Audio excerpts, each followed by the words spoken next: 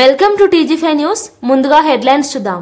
జయ జయ హే తెలంగాణ గీత రచయిత అందశ్రీ ఇక లేరు. హైదరాబాద్ లోని గాంధీ ఆసుపత్రిలో చికిత్స పొందుతూ మృతి. ఆయన రాసిన జయ జయ హే తెలంగాణకు రాష్ట్ర గీతంగా గుర్తింపు. తెలంగాణ ఉద్యమంలో తన పాటలతో కీలక పాత్ర పోషించిన అందశ్రీ. సీఎం చంద్రబాబు అధ్యక్షతన ఏపీ మంత్రివర్గ సమావేశం.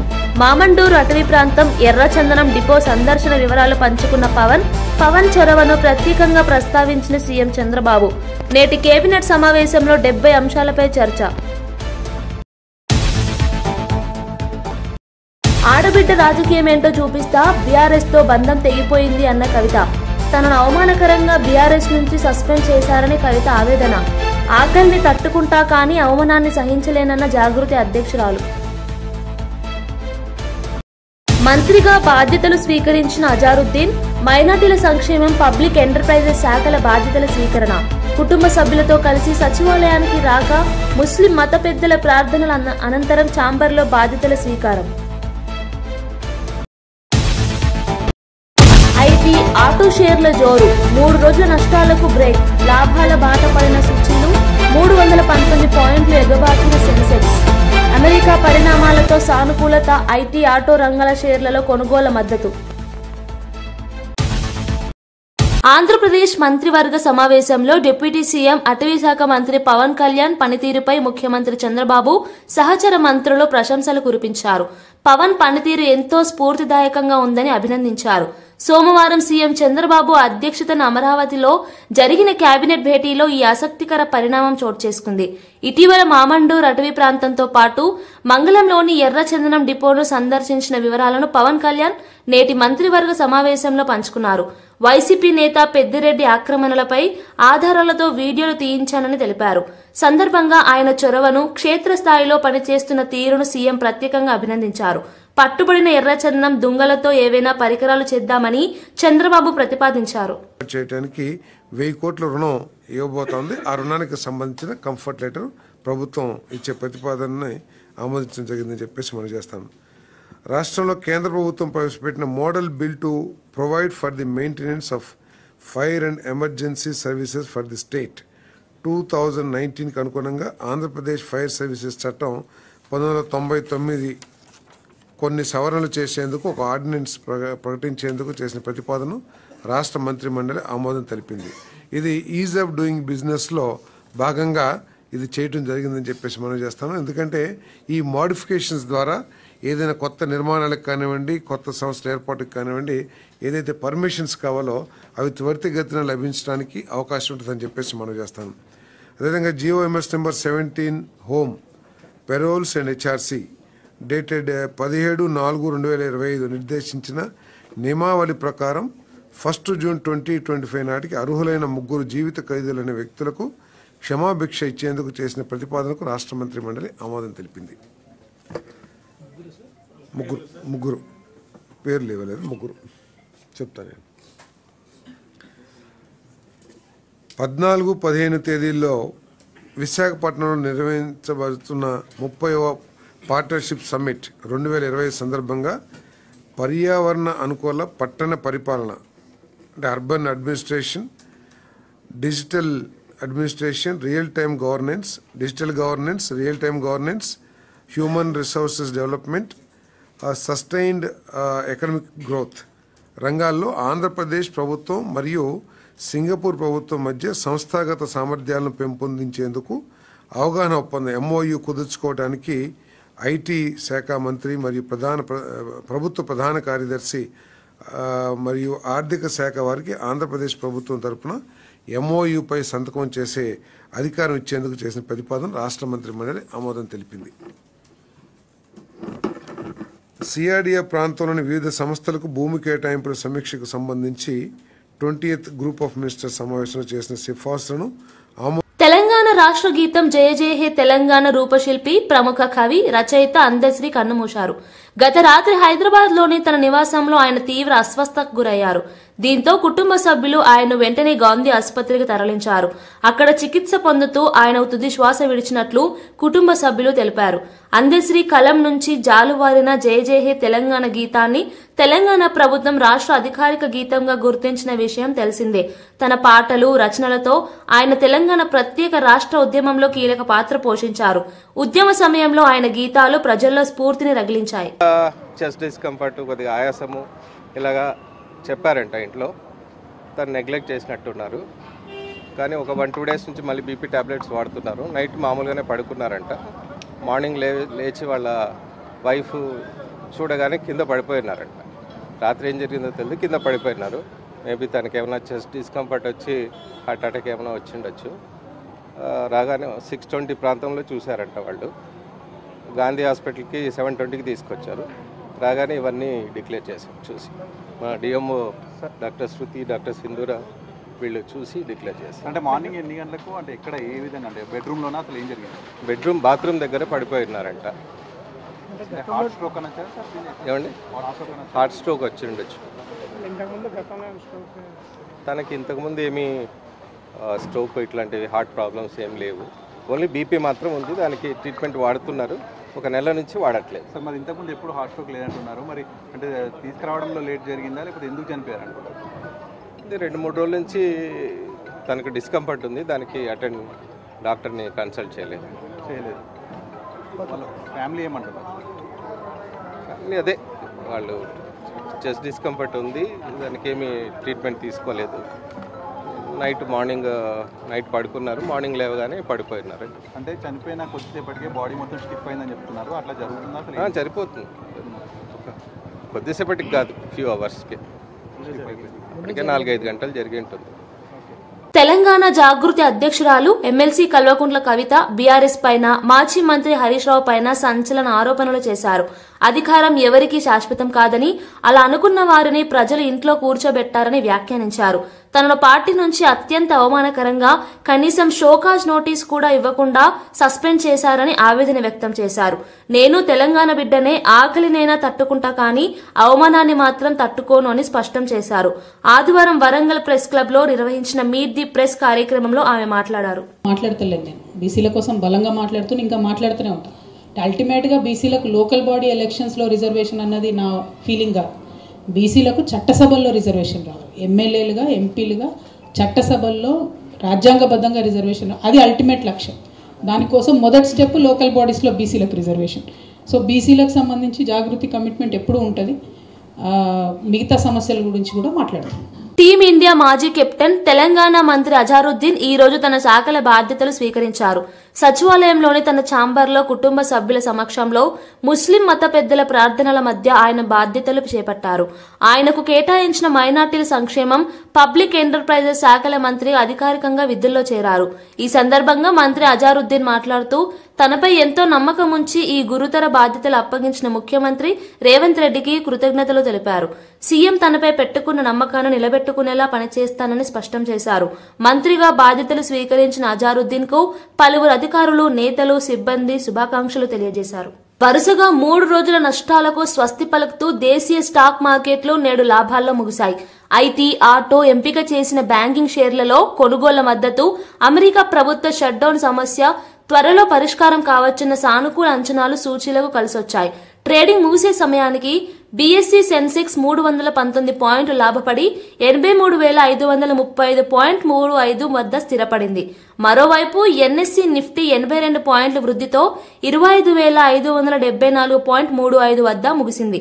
ఉదయం ఫ్లాట్ గా ప్రారంభమైన సెన్సెక్స్ ట్రేడింగ్ మధ్యలో టెక్, ఆటో షేర్లలో భారీ కొనుగోలు కారణంగా దాదాపు 500 పాయింట్లు ఎగబాకి ఇంట్రా డేలో 83,754.49 గరిష్టాన్ని తాకింది.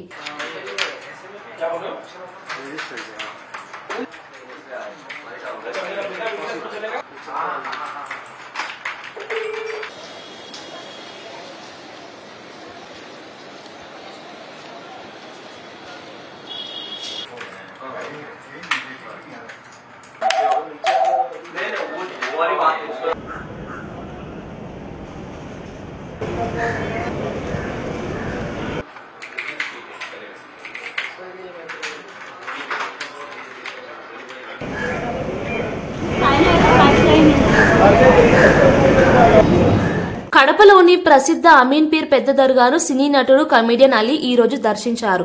దర్గాలో జరుగుతున్న వార్షిక ఉరుసు ఉత్సవాల్లో ఆయన పాల్గొని ప్రత్యేక ప్రార్థనలు చేశారు.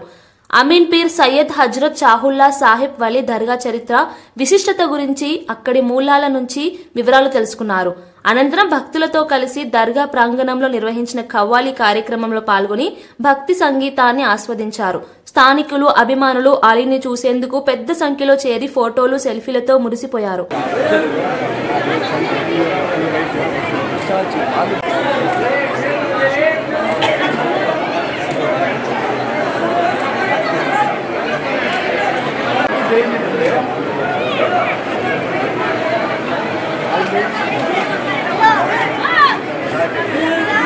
ఈ రోజున కడపలో ప్రతి సంవత్సరం ఈ గంధం ఉత్సవం జరుగుతుంటుంది.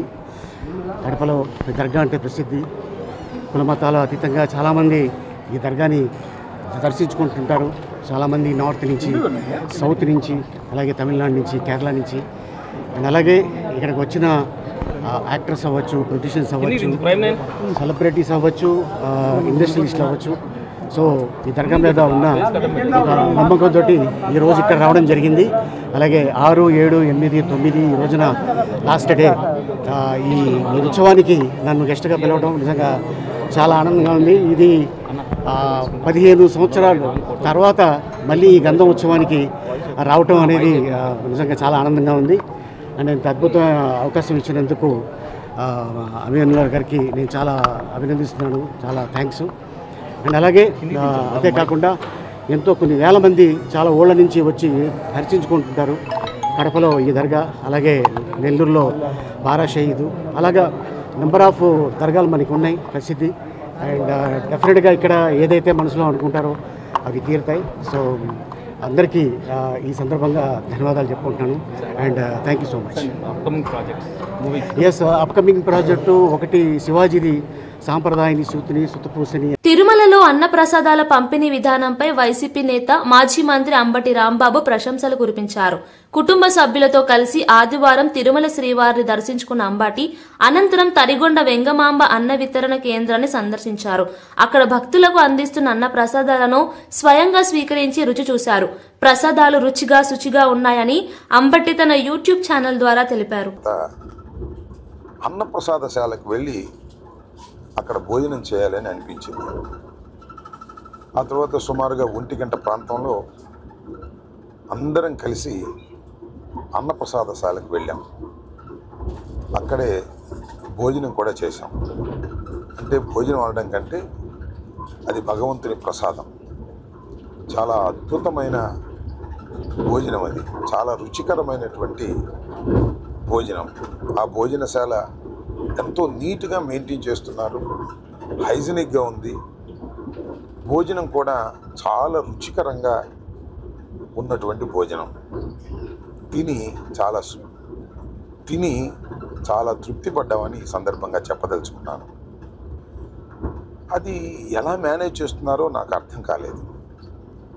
రోజుకి కనీసం 90,000 మందికి అక్కడ భోజన సదుపాయాలు ఏర్పాటు చేస్తారు.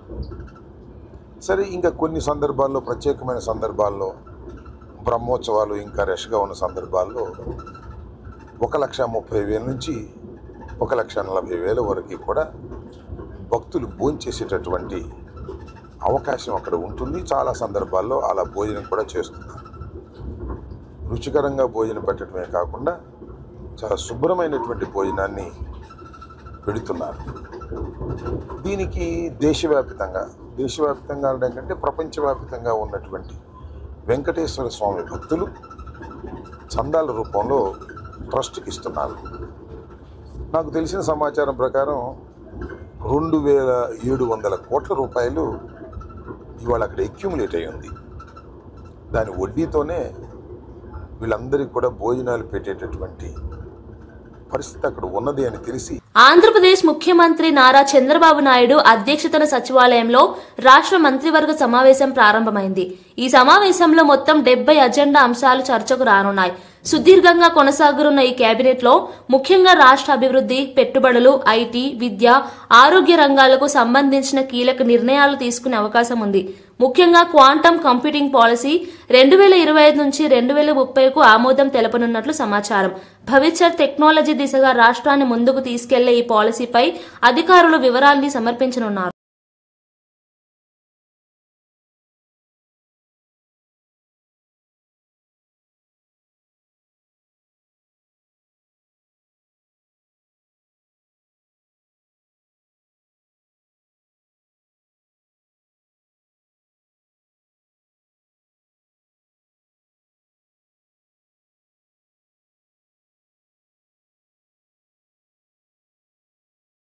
పల్నాడు జిల్లాలో రోడ్డు ప్రమాదం త్రుటిలో తప్పింది. హైదరాబాద్ నుంచి బాపట్ల వైపు వెళ్తున్న ఒక ప్రైవేట్ ట్రావెల్స్ బస్సు రాజుపాలెం మండలంలోని రెడ్డిగూడెం దగ్గర అదుపు తప్పి ప్రక్కకు వరిగింది. రోడ్డు పనుల కోసం ఏర్పాటు చేసిన భారీ పైపులకు తగిలి బస్సు నిలిచిపోయింది. ఆ సమయంలో బస్సులో సుమారు 30 మంది ప్రయాణికులున్నారు. అదృష్టవశాత్తు ఎవరికీ గాయాలు కాకుండా అందరూ సురక్షితంగా బయటపడ్డారు. అత్యవసర ద్వారం ద్వారా ప్రయాణికులు బయటకు వచ్చారు. ఘటన జరిగిన వెంటనే స్థానికులు, పోలీసులు అక్కడికి చేరుకుని సహాయ చర్యలు చేపట్టారు.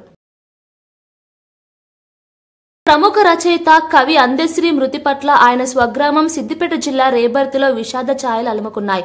ఆయన మరణ వార్త తెలిసిన వెంటనే గ్రామస్తులు, అభిమానులు తీవ్ర దిగ్భ్రాంతి వ్యక్తం చేశారు. పల్లెటూరులో పశువుల కాపరిగా జీవితం ప్రారంభించిన అందశ్రీ తన ప్రతిభతో తెలుగు సాహిత్యం లోకంలో ప్రత్యేక స్థానాన్ని సంపాదించారు. తెలంగాణ భాష, సంస్కృతి, మట్టి మనసుకు ప్రతిబింబంగా ఆయన రచనలు నిలిచిపోయాయని గ్రామస్తులు గుర్తు చేశారు. తాము చూసిన అందశ్రీ ఎప్పుడూ సరళతతో, ఆప్యాయతతో మెలిగేవారని చెప్పారు. అందే కుటుంబం అనేది చాలా పెద్ద కుటుంబం. ఆ కుటుంబంలో నుంచి జన్మించిన వ్యక్తి అందశ్రీ గారు. అందశ్రీ గారు ఫస్ట్ జీవిత గమనం స్టార్ట్ అయింది. ఫస్ట్ జీతం ఉన్న వ్యక్తి. జీతం తర్వాత ఆయనే ఈ బస్సుల కాడికి పోయి నాగలు దున్ని ఈ పల్లెన్నీకు వందనాలమ్మ పాట అక్కడి నుంచే స్టార్ట్ అయింది. 25 ఏళ్ల వయసులోనే ఆయన పాట స్టార్ట్ చేసి కళాకారునిగా ఎదిగిండు. ఆ తర్వాత పూజారి మళ్ళీ ఆయనటనే అక్కడ జీతం ఉన్నాడు. అక్కడి నుంచి మేస్త్రి పనికి హైదరాబాద్ అని పోయిండు. మేస్త్రి పని పోయిన తర్వాత అక్కడి నుంచి చిన్న చిన్నగా పాటలు రాసుకుంటూ, కవితం రాసుకుంటూ ఈ జీవిత గమ్యం మొదలైపోయింది. ఆయన మరణం మాకు చాలా బాధాకరమైన విషయం. అందశ్రీ గారు చనిపోవడం బాధాకరమైన విషయం. ఈరోజు మా ఊర్లో ఉన్నటువంటి గ్రామస్తులందరూ బాధపడుతున్నారు. అందశ్రీ ఒక మామూలు వ్యక్తి నుంచి 2 రాష్ట్రాల స్థాయికి కవిగా ఎదిగి జయ జయ తెలంగాణ రాసి తెలంగాణ గీతానికి కారకుడైనటువంటి మా అందశ్రీ చనిపోవడం మాకు బాధాకరమైన విషయం. ఆయనే ఫస్ట్ జీతం ఉండి, పసుల కాడ జీతం ఉండి, చదువు లేదు, ఏం లేదు. ఆయనకు సహజ సిద్ధంగా ఈ కవిత్వం అనేది సిద్ధించింది. ఆయన తాపే మేస్త్రి ద్వారానే, మేస్త్రి పని చేసుకుంటేనే ఈ పాటలు అల్లిక చేసి దాని ద్వారా ఆయనే అంచెలంచెలుగా ఎదిగి ఈరోజు రాష్ట్ర స్థాయి కాదు 2 తెలుగు రాష్ట్రాలకు ఒక ప్రముఖ కవిగా ఎదిగినటువంటి విషయం అందరికీ తెలిసిందే. అలాంటి వ్యక్తి అప్పుడు తెలంగాణ ఉద్యమం మొదలైనప్పుడు తెలంగాణ ఉద్యమంలో కూడా కీలక పాత్ర వహించి అందులో పాటలు రాసి ఆ తెలంగాణ ఉద్యమానికి దోహదపడినటువంటి వ్యక్తి కూడా అందశ్రీ అని చెప్పొచ్చు. అందశ్రీ గారు అత్యంత బీద కుటుంబంలో పుట్టినటువంటి వ్యక్తి. ఆయనే అంచెలంచెలుగా ఎదిగి స్థాయికి ఎదిగి ఈరోజు మరణించడం అనేది చాలా బాధాకరమైన విషయం. దీనికి మేము అందరం గ్రామస్తులం ఈరోజు ఈ ఊళ్ళోనే ఉంటున్నాం. ఆయనని ఇక్కడికి తీసుకొస్తారా అనే ఒక ఆలోచన విధానంతోనే ఉంటున్నాం, ఒక ఆశతోనే ఉంటున్నాం. మేము ఆయనకు ప్రగాఢ సానుభూతి మా గ్రామం తరపున మేము తెలియజేస్తున్నాం. జూబ్లీహిల్స్ ఉప ఎన్నికలో తాయిలాల పంపిణీపై తెలంగాణ రాష్ట్ర సమితి ఎన్నికల సంఘానికి ఫిర్యాదు చేసింది. కాంగ్రెస్ నేతలు డబ్బులు, మద్యం, చీరలు విచ్చలవిడిగా పంపిణీ చేస్తూ ఓటర్లను ఆకర్షిస్తున్నారని ఆరోపించింది. ఈ విషయాన్ని బీఆర్ఎస్ నాయకుడు హరీష్ రావు తీవ్రంగా విమర్శించారు. తాయిలాల ద్వారా ప్రజాస్వామ్యాన్ని దెబ్బతీసే ప్రయత్నం జరుగుతోందని, పోలీసులు ఈ ఘటనలను చూసి చూడనట్లు వ్యవహరిస్తున్నారని ఆయన మండిపడ్డారు. సమస్యాత్మక కేంద్రాల వద్ద కేంద్ర బలగాలను పెంచాలని, ఓటింగ్ రోజున సక్రమంగా పర్యవేక్షణ ఉండాలని ఎన్నికల సంఘానికి విజ్ఞప్తి చేసినట్లు తెలిపారు. ఎప్పుడు టైం దొరకలేదా నీకు? నువ్వు ఆ రోజు ఎన్నికల ముందు ఏం చెప్పావు? మొదటి అసెంబ్లీలోనే 6 గ్యారంటీలకు చట్టబద్ధత కల్పిస్తామని ఆ రోజు ప్రజల ముందు చెప్పారు. ఎన్ని అసెంబ్లీ సమావేశాలు జరిగాయి, ఎన్ని కేబినెట్ మీటింగులు జరిగాయి, ఏ ఒక్క రోజు 6 గ్యారెంటీల మీద చర్చించకపోతివి. ఇవాళ 6 గ్యారెంటీలు యాడికి వచ్చినాయా నీకు? అంటే నీకు చెమటలు పట్టినాయి. నీకు ఇవాళ గల్లీ గల్లీ తిరుగుతున్నావు, మోకాళ్ళ మీద తిరుగుతున్నావు బిడ్డ. నువ్వు ఇవాళ 6 గ్యారెంటీల మీద రివ్యూ చేస్తున్నావు అంటేనే నువ్వు ఓటమిని అంగీకరించినవు. 6 గ్యారెంటీల మీద 2 ఏళ్లలో ఎందుకు రివ్యూ చేయలేదు? 100 రోజుల్లో 6 గ్యారెంటీలని ప్రజలకు హామీ ఇచ్చి 700 రోజులు గడుస్తుంటే ఎన్నడూ రివ్యూ ఎందుకు చేయలే? ఇవాళనే నువ్వు రివ్యూ చేస్తున్నావంటే ముఖ్యమంత్రి ఇంకా ఓటర్లను మభ్యపెట్టడానికి, ఓటర్లను మోసపుచ్చడానికి ముఖ్యమంత్రి ఇంకా డ్రామాలు ఆడుతున్నాడు. ముఖ్యమంత్రి ఇవాళ ఏ రకంగా దివాలాకోరు రాజకీయాలు చేస్తున్నాడో రాష్ట్ర ప్రజలకు, జూబ్లీ హిల్స్ ప్రజలకు అర్థమైతా ఉంది. నువ్వు ఇంకా ఎన్ని డ్రామాలు ఆడినా, ఎన్ని నాటకాలు ఆడినా జూబ్లీ హిల్స్ ప్రజలు నిర్ణయించుకున్నారు. వాళ్ళు న్యాయబద్ధంగా ఆత్మసాక్షిగా వాళ్ళు ఓటు వేస్తారు. సో ఇవన్నీ కూడా ఎలక్షన్ కమిషన్ దృష్టికి మేము తీసుకుపోవడం జరిగింది. బులెటిన్ ముగించే ముందు హెడ్లైన్స్ మరోసారి చూద్దాం. జయ జయ హే తెలంగాణ గీత రచయిత అందశ్రీ ఇక లేరు. హైదరాబాద్ లోని గాంధీ ఆసుపత్రిలో చికిత్స పొందుతూ మృతి. ఆయన రాసిన జయ జయ హే తెలంగాణకు రాష్ట్ర గీతంగా గుర్తింపు. తెలంగాణ ఉద్యమంలో తన పాటలతో కీలక పాత్ర పోషించిన అందశ్రీ. సీఎం చంద్రబాబు అధ్యక్షతన ఏపీ మంత్రివర్గ సమావేశం. మామండూరు అటవీ ప్రాంతం ఎర్రచందనం డిపో సందర్శన వివరాలు పంచుకున్న పవన్ చొరవను ప్రత్యేకంగా ప్రస్తావించిన సీఎం చంద్రబాబు. నేటి కేబినెట్ సమావేశంలో 70 అంశాలపై చర్చ. ఆడబిడ్డ రాజకీయమేంటో చూపిస్తా, బీఆర్ఎస్ తో బంధం తెగిపోయింది అన్న కవిత. తనను అవమానకరంగా బీఆర్ఎస్ నుంచి సస్పెండ్ చేశారని కవిత ఆవేదన. ఆకలిని తట్టుకుంటా కానీ అవమానాన్ని సహించలేనన్న జాగృతి అధ్యక్షురాలు. మంత్రిగా బాధ్యతలు స్వీకరించిన అజారుద్దీన్. మైనార్టీల సంక్షేమం, పబ్లిక్ ఎంటర్ప్రైజెస్ శాఖల బాధ్యతల స్వీకరణ. కుటుంబ సభ్యులతో కలిసి సచివాలయానికి రాక ముస్లిం మత పెద్దల ప్రార్థనల అనంతరం ఛాంబర్లో బాధ్యతల స్వీకారం. ఐటీ ఆటో షేర్ల జోరు. 3 రోజుల నష్టాలకు బ్రేక్. లాభాల బాట పడిన సూచీలు. 319 పాయింట్లు ఎగబాకిన సెన్సెక్స్. అమెరికా పరిణామాలతో సానుకూలత. ఐటీ, ఆటో రంగాల షేర్లలో కొనుగోలు మద్దతు. ఇవి బులెటిన్ విశేషాలు. మరో బులెటిన్లో మళ్ళీ కలుద్దాం. చూస్తూనే ఉండండి TG5 న్యూస్.